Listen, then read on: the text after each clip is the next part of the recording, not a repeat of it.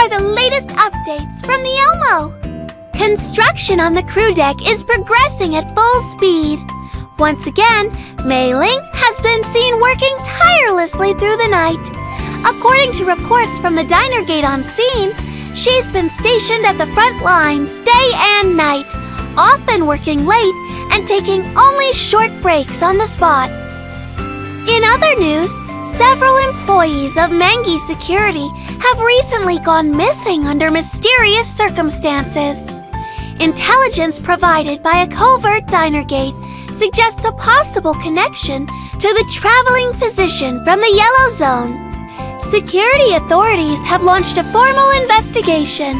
The commander is reminded to exercise caution when traveling, and should any health concerns arise, please seek treatment at certified medical facilities.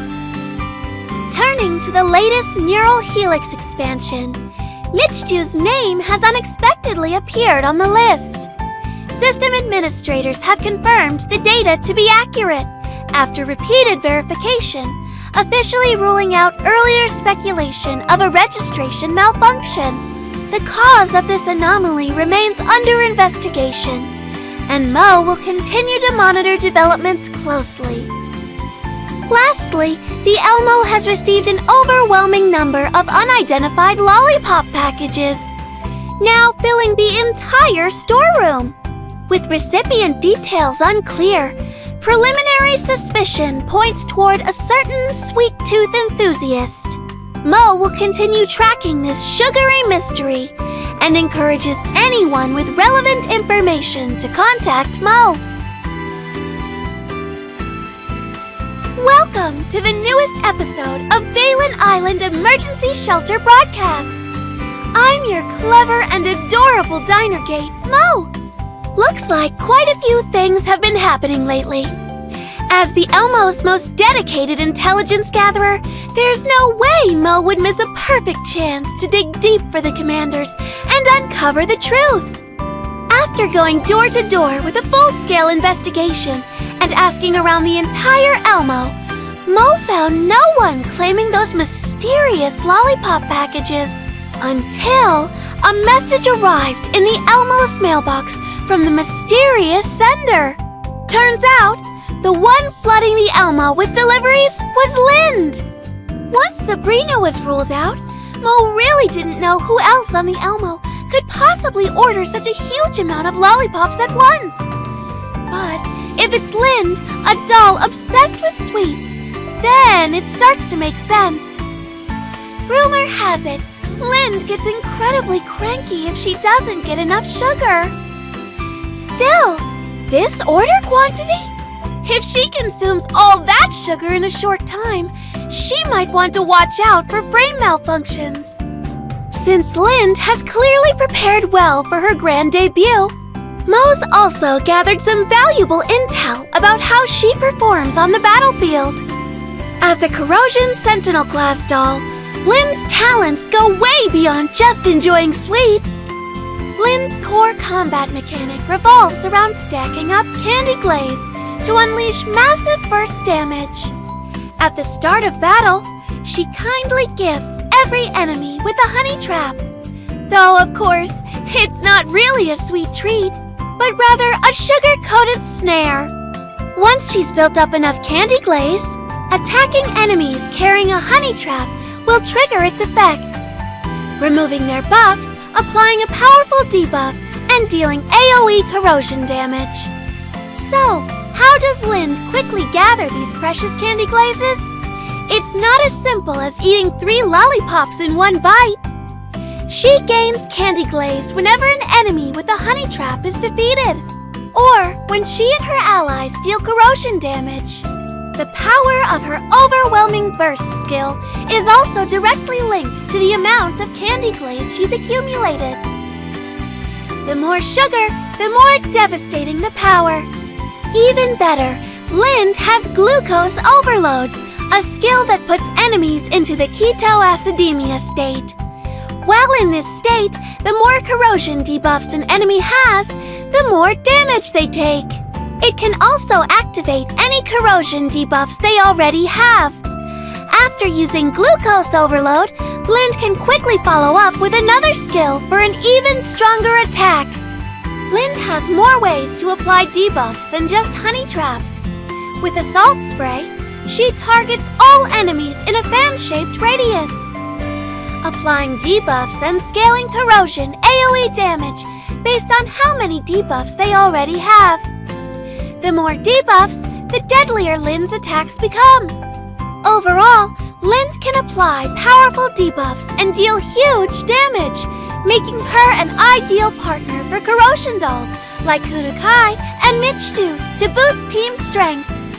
If you want to further enhance Lind's damage, her exclusive weapon, Thorn Criterion, will be released alongside her on November 6th. With this weapon, Lind's performance in a corrosion team will be even more outstanding.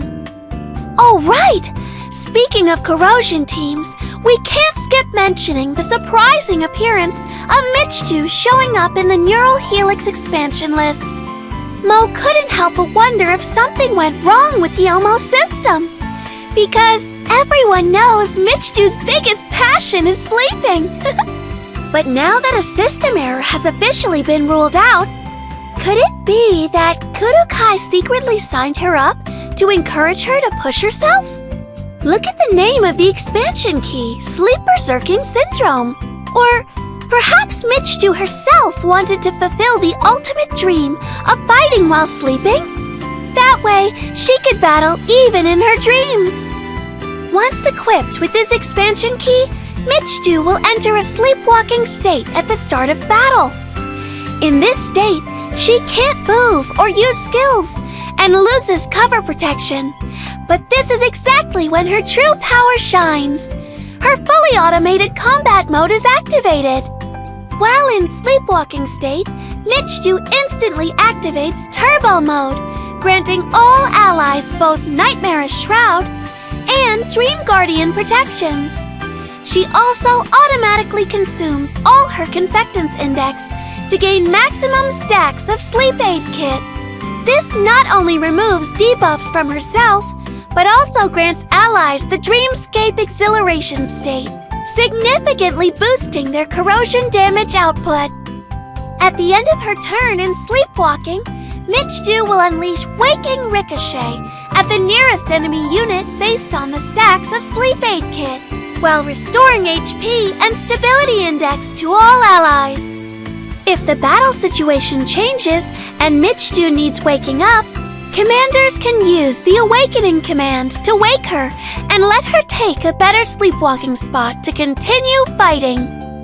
Speaking of it, even though they are both corrosion dolls, Sleepyhead Michtu and Night Owl Lind truly couldn't be more different.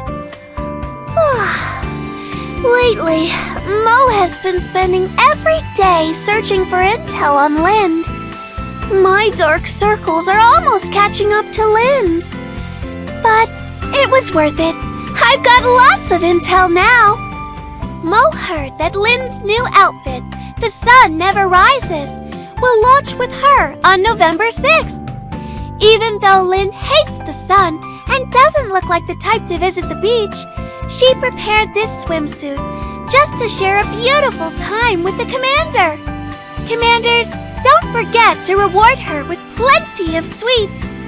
After all, it takes a lot of determination for someone who hates the sunlight to step onto the beach. Besides sweets, commanders can gift items to increase Lind's affinity. Her covenant will also unlock alongside her release. Another member of Frostfall Squad, Cheetah, will also have her covenant opened. Commanders, get ready to see what kind of little gadgets she'll offer in return. If commanders are still missing the rest of the Frostfall Squad, Mo has got great news. During the themed event, Turbulent Undercurrents, the other members of Frostfall Squad will also be making their appearance alongside Lind. Check out the arena center in the image. Mo caught a glimpse of a familiar figure. It's hard to tell right now, but could that outline belong to one of the commander's old friends? And what challenges will Frostfall Squad face in this story? Just thinking about it makes Mo super curious. Commanders, keep your eyes peeled. Maybe you'll discover the answer before Mo does. In this upcoming themed event, Commander's familiar Artifact Recovery Mode will receive an update. With more buffs to choose from, Commanders can now experiment with different combinations to create new tactical approaches and gameplay styles. But that's not all. Mo has been busy gathering first-hand intel on other regular updates as well. First up, a new boss will appear in Crossroad Challenge, the Beak Beasteel. It not only unleashes devastating AoE attacks, but also makes cunning use of elemental powers to put Commanders to the test. To take it down, Commanders will need smart positioning and heavy damage. In Gunsmoke Frontline, another new boss is making its debut. The Dikegraph. Hydro and Corrosion Dolls will gain bonuses in this battle. And these are also the Dikegraph's weaknesses. With the right lineup, Commanders should have no trouble claiming victory. Finally, the past events will soon be updated with Zhao Hui's story event, Echoes of Dawn. Commanders who missed this exciting chapter will now have the chance to catch up. Now that we've gone through the most exciting content in this patch, Commanders must be looking forward to Mo's carefully prepared patch guide, right? Well then, here's the hot-off-the-press event calendar for you. Although this patch hasn't officially begun yet, seeing that it will end in late November makes Mo feel time is flying. Before we know it, Girls Frontline 2 EXILIUM will be celebrating its first anniversary with Commanders around the world. Mo is already rolling up her sleeves, ready to keep a close eye on the dev team and prepare plenty of rewards for Commanders. Oh, by the way, the deadline for signing up for the first anniversary fan creation celebration is coming up soon. Commanders who want to join Mo in creating this event shouldn't miss the chance. Mo's already received tons of amazing submissions and can't wait to share them with Commanders once the program goes live.